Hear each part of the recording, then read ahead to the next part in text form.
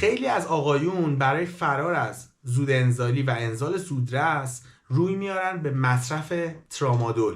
این کار خیلی وحشتناکه. سلام، به دکتر فارسی خوش اومدین. تو این ویدیو رفتیم در مورد ارتباط زود انزالی و درمان اون با مصرف ترامادول صحبت کردیم. تا انتهای این ویدیو همراه باشین، چرا که تمام نکات مهم در مورد اینکه چه چیزهایی دقیقاً باعث زود انزالی میشه، آیا ما زمانی که به این مشکل دچار میشیم باید ترامادول یا مورفین مصرف کنیم یا نه، و گزینه‌های درمانی که میتونیم جایگزین ترامادول کنیم و خدمتتون توضیح دادیم. پس حتما این ویدیو رو لایک کنین، کانال ما رو هم سابسکرایب کنین تا بقیه ویدیوها رو هم از دست ندید. تا انتهای این ویدیو هم همراه ما باشین. کامنت انگلیسی هم بذارین که سابسکرایبتون نریزه. بریم برمیگردیم.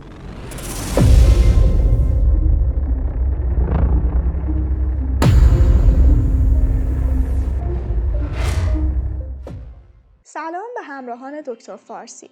توی این ویدیو میخوایم راجع به ترامادول و اثرش برای زود انزالی صحبت کنیم.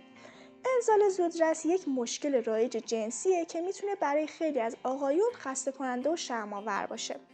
علت دقیق انزال زودرس به طور کامل شناخته نشده، ولی عواملی مثل حساسیت بیش از حد انتهای عصبی توی آلت تناسلی، سطوح غیر طبیعی هورمون، ژنتیک، التهاب و عفونت پروستات یا مجرای ادرار، استرس و اضطراب، داروهای تجویزی خاص و یا سابقه مشکلات رابطه یا آسیب جنسی باعث انزال زودرس بشه.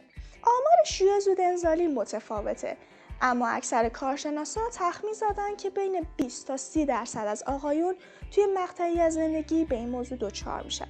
با این حال کمتر از 20% از آقایون مبتلا به انزال زودرس به دنبال درمان پزشکی. انزال زودرس میتونه روی اعتماد به نفس، روابط و کیفیت زندگی تاثیر منفی بذاره که این علائمش میتونه انزال در عرض 1 دقیقه پس از نفوذ واژن باشه، ناتوانی توی به تأخیر انداختن یا کنترل ادرار تو حین رابطه جنسی، ناامیدی، استرس و دوری از صمیمیت به دلیل خجالت، کاهش رضایت جنسی برای هر دو طرف. البته گزینه‌های درمانی برای انزال زودرس هم وجود داره، مثلا داروها مثل مهار کننده‌های انتخابی بازجذب سروتونین، داروهای ضد افسردگی و بی‌اثر کننده‌های موضعی. همچنین مشاوره و درمان، تمرینات کف لگن و تکنیک‌های سکس درمانی. خب بریم با ترامادول و نحوه عملکردش آشنا بشیم. ترامادول یک داروی مخدره که در اصل برای درمان دردهای متوسط تا متوسط شدید استفاده میشه. با این حال تحقیقات نشون داده که ممکنه برای انزال زودرس هم مؤثر باشه. ترامادول با تغییر فرآیند شیمیایی توی مغز و سیستم عصبی که باعث انزال میشه عمل میکنه.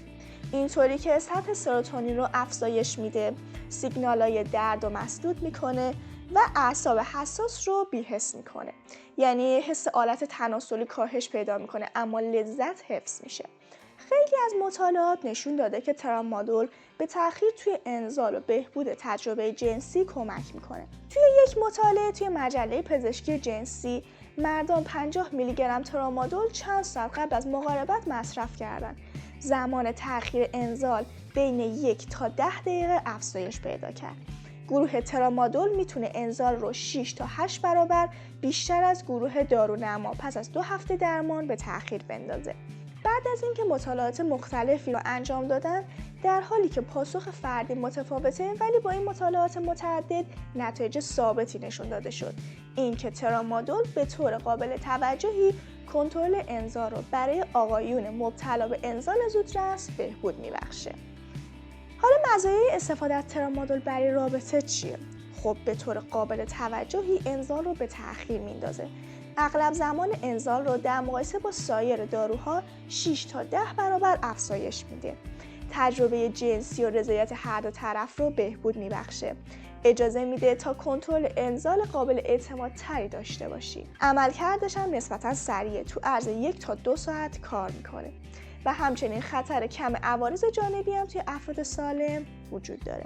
البته اینم بگم خب ترامادول مثل هر داروی دیگه‌ای ممکن عوارض جانبی داشته باشه، مثل حالت تهوع، سردرد، خواب‌آلودگی، وابستگی و سندرم سروتونین. به همین دلیل میگن از کمترین دوز مؤثر استفاده کنین و در صورت امکان از درمان طولانی مدت روزانه خودداری کنین. البته به این موضوع هم توجه کنین که مصرف طولانی مدت ترامادول میتونه ضررهای خیلی بدی داشته باشه. همونطور که گفتم وابستگی، چون ترامادول یک ماده افیونی با پتانسیل اعتیاد آوره و یکی دیگه افزایش دوزه که توی طول زمان هی نیاز به دوزهای بالاتری هست و ترک کردنش خیلی سخته و باید به آرومی ترک بشه. برای مصرف ایمن و مؤثر ترامادول برای رابطه باید با دوز 25 تا 50 میلی گرم 1 تا 2 ساعت قبل از رابطه جنسی شروع کنید. از 200 میلی گرم بیشتر در روز مصرف نکنید. بین دوزها 6 تا 8 ساعت فاصله بذارید. بیش از یک بار در روز سعی کنید مصرف نکنید و سعی کنید با غذا مصرف بشه تا حالت تهوع به حداقل برسه. از مصرف الکل و آرامبخش همراهش خودداری کنید.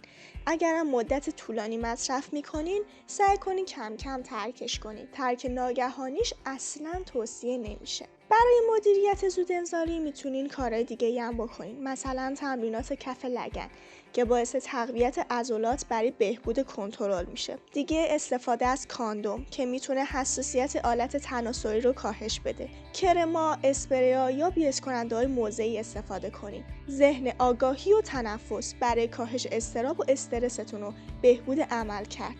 با شریک زندگیتون ارتباط برقرار کنین. میتونین در مورد خواسته ها و تکنیک‌ها توی رابطه صحبت کنین. برای خیلی از مردانی که با انزال زودرس دست و پنجه نرم میکنن، ترامادول در صورت استفاده گاه به گاه و کوتاه مدت میتونه مؤثر باشه و اجازه میده تا کنترل بیشتری روی انزال داشته باشین.